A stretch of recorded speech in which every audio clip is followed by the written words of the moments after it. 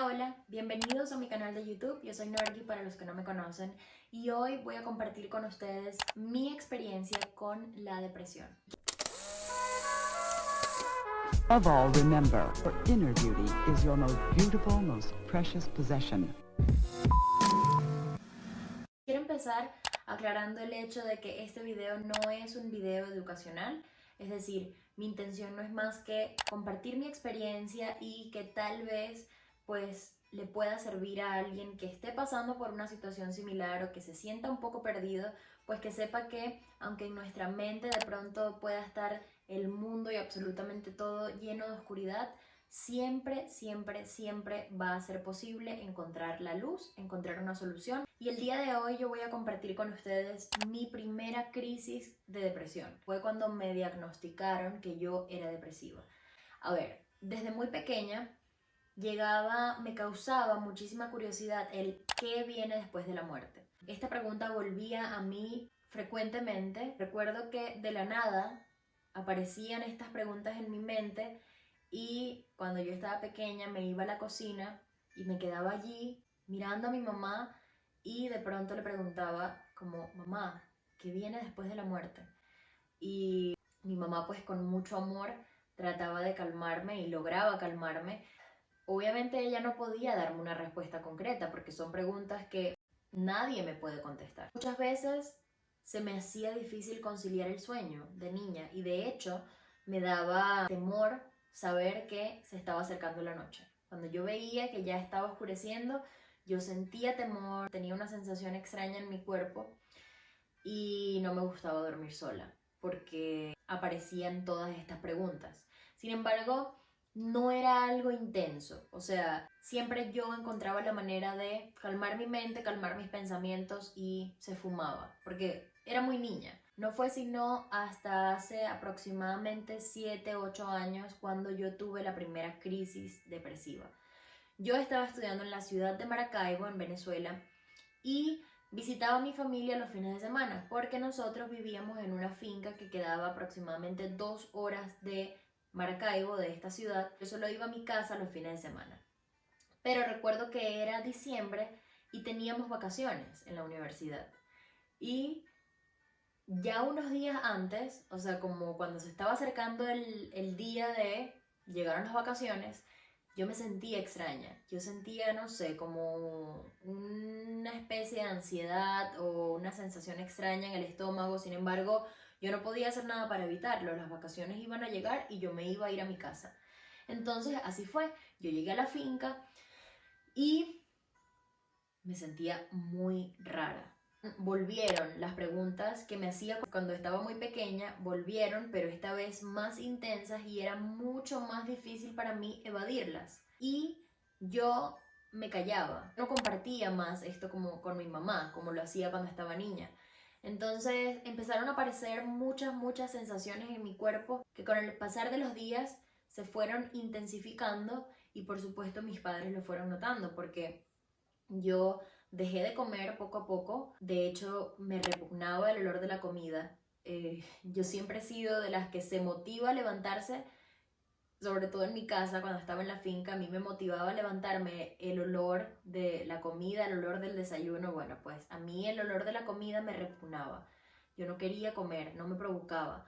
La sensación en el estómago cada vez era peor. Era una sensación de que nada estaba bien. Mi mente estaba jugando conmigo y yo no podía controlarlo, no podía hacer absolutamente nada al respecto. Y era curioso que en las noches yo trataba de darme consuelo haciendo un plan súper motivador para el siguiente día.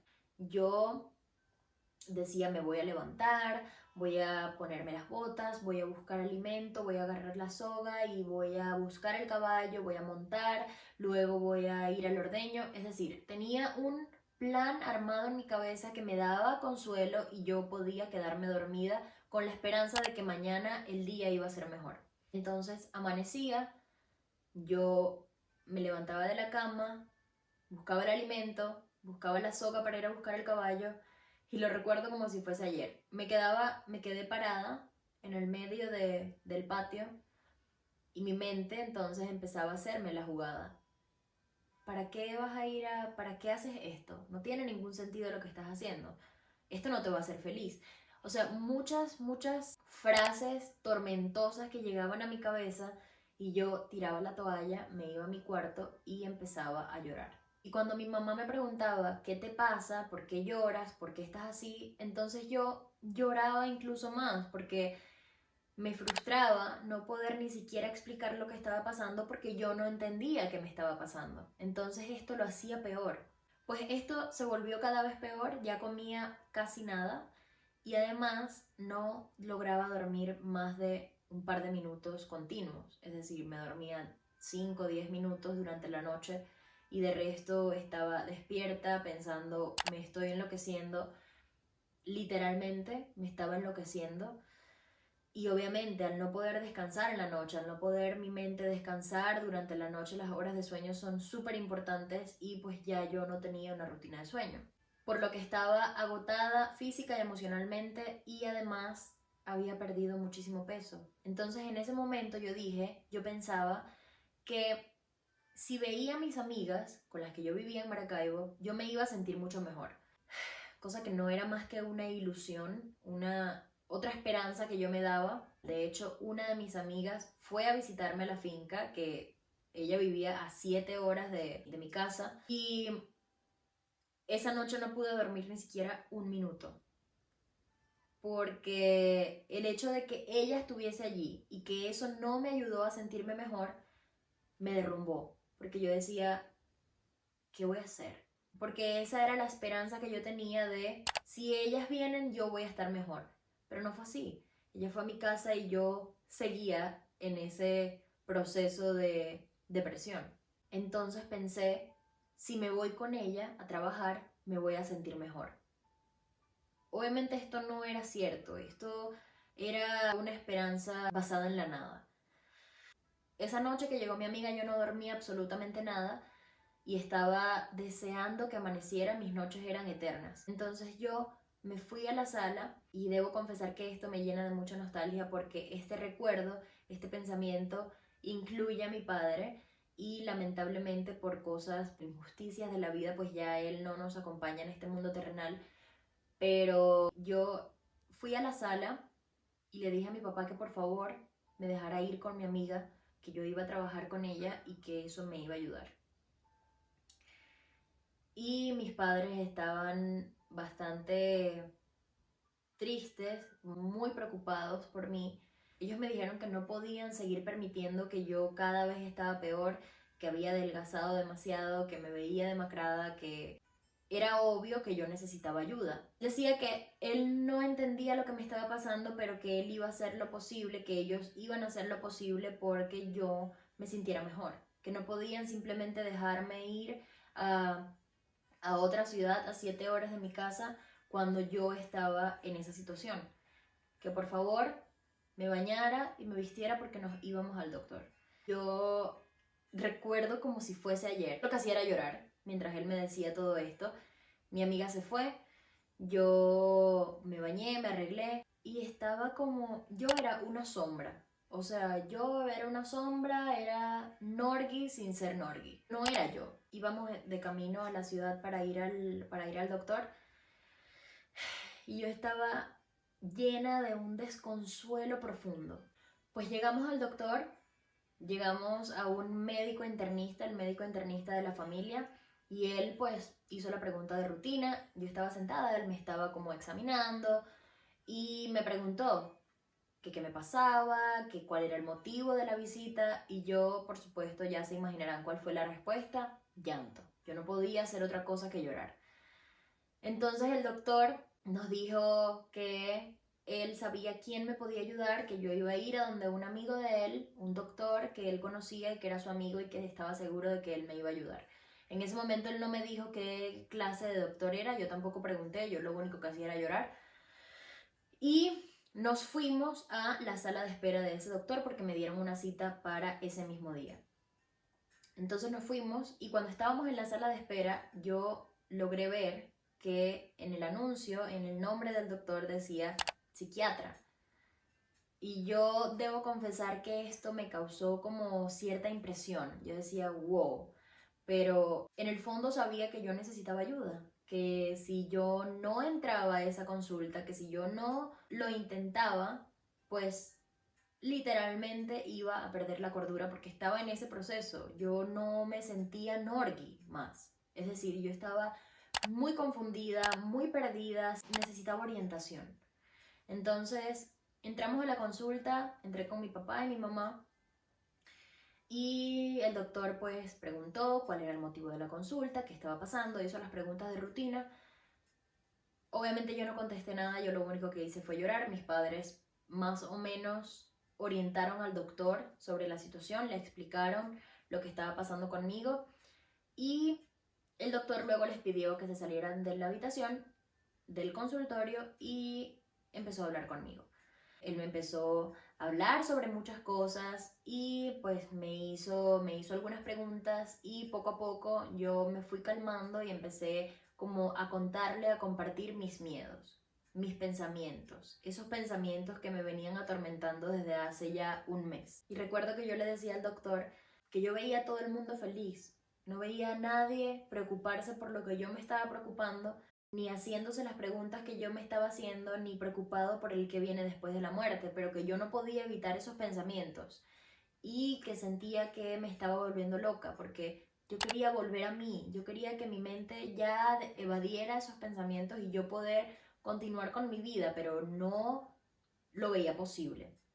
Entonces él pues empezó a hablarme sobre la depresión y empezó a contarme, sobre todo me dio consuelo saber o que él me dijera que no era la única, que más personas de las que yo me podía imaginar sufrían de trastornos psicológicos, que tenían muchos miedos, que tal vez tenían depresión, pero que trataban de evadir esos pensamientos o evadir esa realidad con el estrés de los días, haciendo otras cosas, haciendo un montón de cosas y no buscaban ayuda o si lo hacían, pues lo hacían cuando era ya la situación muy crítica. En conclusión, él me hizo saber que esto que a mí me estaba pasando era más normal de lo que yo pensaba y que íbamos a encontrar una solución.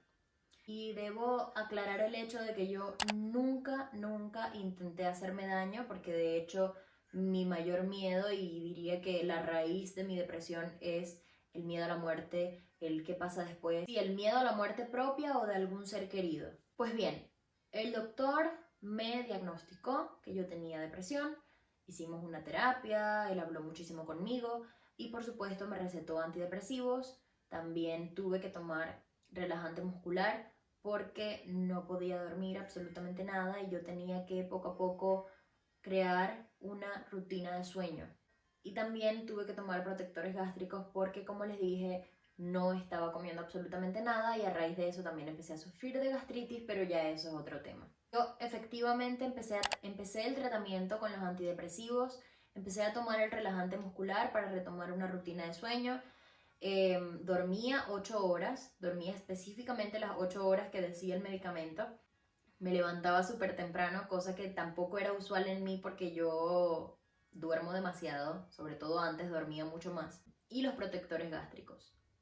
Por supuesto que la voz del miedo siempre estaba allí, siempre y aparecía la sensación en el estómago y yo no era yo todavía, pero lo estaba intentando. Tenía muchísima fe. También tenía una amiga que me ayudaba mucho emocionalmente, espiritualmente. Espero que ahora esté en un lugar mejor porque ya no está en este mundo terrenal y ella también me ayudó muchísimo espiritualmente, se conectaba conmigo y esto de verdad que me dio mucha luz.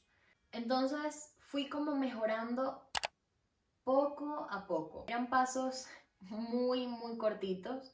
Empecé a comer un poco más, con mucha valentía, pues trataba de crear una rutina de actividades que estimularan mi alegría, porque mi vida estaba muy gris. O sea, yo no había alegría en mí y yo soy una persona bastante alegre. No había nada que me causara alegría, no había nada que me llenara de felicidad y todo era blanco y negro, no había color. Entonces yo con mucha valentía poco a poco trataba de ir como coloreando mi mundo, por así decirlo.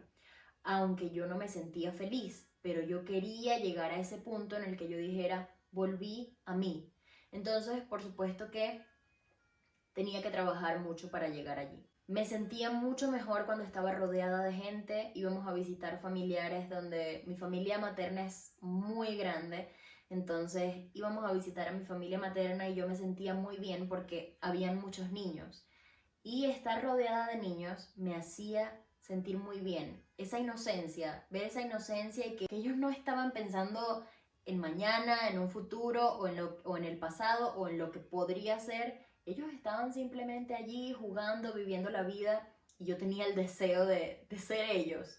Entonces, estar rodeada de niños me hacía muy bien, así que trataba en lo posible de rodearme de niños y también compartía con los niños de los trabajadores de la finca. Yo iba a la casa de ellos y buscaba pues la manera de sentirme mejor.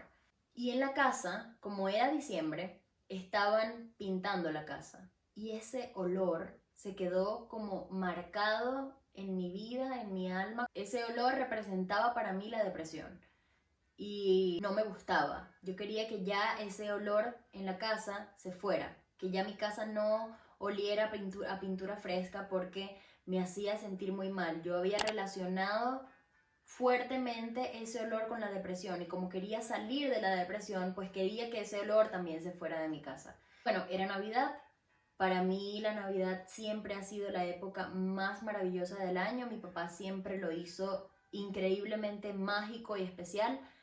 Pero esa Navidad no fue precisamente la que yo más quisiera recordar porque no era yo, no estaba llena de alegría. Pero sí representaba para mí como una esperanza el hecho de que era Navidad y que era un tiempo que a mí me daba mucha alegría, que era un tiempo de compartir, de felicidad, de música, de tradiciones, pero yo no estaba muy feliz. Entonces, luego de este tiempo, pues se acabaron las vacaciones, yo empecé mis clases, esto me motivó muchísimo, yo estaba muy feliz de que empezaban las clases, yo continuaba con mi tratamiento y cuando volvían de pronto esos pensamientos extraños o eso, sentía como que llegaba a mí la ansiedad, pues yo inmediatamente me alertaba y le decía a mis amigas vámonos, me iba a un lugar que se llama La Vereda del Lago en Maracaibo. Este es un lugar al aire libre donde la gente iba a hacer deporte, iba a caminar, iba a compartir con la familia. Entonces yo me iba a este lugar y este lugar me llenaba de mucha paz. Me iba a caminar o me iba a correr, me iba a hacer ejercicios, veíamos una película, nos íbamos a cenar afuera en la calle, porque yo tenía dos opciones. O me dejaba gobernar por esos pensamientos que me atormentaban, me iba al cuarto a llorar y a caer en la desesperanza, o trataba de encontrar la manera de distraer esos pensamientos, de distraer mi mente y de hacer otra cosa que me hiciera sentir mejor. Entonces eso era lo que yo hacía y por supuesto yo tenía muchísimo miedo cuando llegaban los momentos de ansiedad porque no quería volver a pasar por lo que había pasado en diciembre. Entonces hacía lo posible por sentirme mejor. Yo me ayudaba demasiado. Yo de verdad que durante todo este proceso me ayudé demasiado a salir de eso. Las personas a mi alrededor me ayudaron, por supuesto que sí, pero sobre todo me ayudé yo misma a salir de esto. Y bueno, a raíz de la depresión, pues también empecé a escribir mucho más. Me di cuenta que escribir me ayudaba muchísimo a liberar, a encontrar luz, a encontrarme, a orientarme. Entonces, pues empecé a escribir muchísimo más, empecé a leer mucho más y también tenía terapias con una psicóloga. No recuerdo si eran 2 veces a la semana, una vez a la semana, pero todas las semanas tenía citas con una psicóloga, hacíamos terapia y eso también me ayudó muchísimo. Yo creo que el tratamiento a mí me lo enviaron por 6 meses, pero yo dejé de tomar el tratamiento a los 4 o 5 meses, es decir, antes del tiempo, y esto no es algo que recomiende para nada, pero yo lo hice porque yo decidí tomar el tratamiento porque sabía que necesitaba una ayuda, pero lo hice siempre con la certeza de que yo no me iba a tomar ese medicamento de por vida, que yo no quería depender de una sustancia en mi cuerpo para sentirme mejor. Es decir, yo empecé a tomar ese tratamiento para estabilizarme y encontrar yo misma las herramientas que me ayudaran a manejarme en esos momentos de depresión, de ansiedad, de miedos y todo lo demás. Y bueno, diría que lo logré porque no he tenido, gracias a Dios, gracias al universo, otra crisis como la primera crisis depresiva que tuve. No he tenido que medicarme otra vez. Por supuesto que he tenido recaídas, pero siempre vuelvo a levantarme y siento que necesito ayuda, pues busco ayuda, hago terapias, busco soluciones. No le permito a la depresión que se apodere de mí, sobre todo porque esa crisis fue de las peores cosas que he vivido hasta ahora. De verdad es una cosa terrible que no se lo deseo a nadie. Entonces, pues precisamente por eso yo pongo mucho de mi parte cuando me siento perdida. Así que si hay alguien escuchándome, si hay alguien que me está viendo y que está pasando por una situación similar, pues quiero que sepas que lo más importante es que te abraces a ti mismo y que busques ayuda. Si tienes que cumplir con un tratamiento, pues hacerlo con mucha fe, con mucho amor y con mucha responsabilidad. Tratar de encontrar cosas, actividades que estimulen la alegría, que estimulen la tranquilidad. Yo sé que no es fácil, yo lo sé muy bien, pero no es imposible. Hay que ser muy valientes, creer en nosotros y hacer lo posible. Y si conoces a alguien que está pasando por una situación similar, pues sé paciente, no hagas muchas preguntas porque lo más probable es que esa persona no tenga las respuestas y el hecho de que entonces, aparte de las preguntas que él mismo se está haciendo, otra persona le pregunte cosas que tampoco puede responder, lo que hace es agobiar, crear más frustración y empeorar la situación. Yo sé perfectamente que estar deprimido no es fácil, pero convivir con una persona deprimida tampoco lo es. Vivir con una persona deprimida también puede causar tristeza, puede causar frustraciones, puede causar rabias. Entonces, lee al respecto, infórmate sobre cómo puedes ayudar, cómo puedes servir de apoyo para esa persona que quieres y que está pasando por una situación difícil. Si tienen preguntas sobre este tema, si quieren hacerme una pregunta en específico, pueden dejármela en los comentarios. Yo estaré feliz de responderles. Recuerden que pueden seguirme en mi Instagram, donde frecuentemente estoy publicando contenido diferente al que publico acá en el canal. Así que muchísimas gracias por llegar hasta aquí. No olviden suscribirse y nos vemos en un próximo video.